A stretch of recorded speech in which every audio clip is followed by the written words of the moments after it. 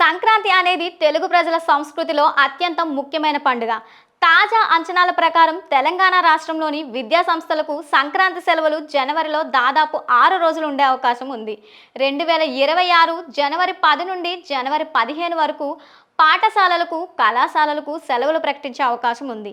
దీనికి సంబంధించిన అధికారిక నోటిఫికేషన్ త్వరలోనే వెలువడనుంది. ఈ సెలవులు విద్యార్థులకు, ఉద్యోగులకు ఊళ్ళు వెళ్ళడానికి, కుటుంబ సభ్యులతో భోగి, సంక్రాంతి, కనుమ పండుగలను సంతోషంగా జరుపుకోవడానికి అవకాశం కల్పిస్తాయి.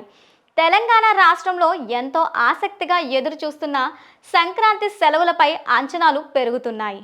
పండుగ రోజు సమీపించడంతో ఎప్పటి నుంచి విద్యా సంస్థలకు సెలవులు వస్తాయా అని చెప్పి విద్యార్థుల తల్లిదండ్రులు ఎదురు చూస్తూ ఉన్నారు. ముఖ్యంగా సంక్రాంతి పండుగకు ఊళ్ళు ప్రయాణించే వాళ్ళు రైలు, బస్సుల టికెట్లు ఇప్పటి నుంచే బుక్ చేసుకుంటూ రద్దీని పెంచుతున్నారు.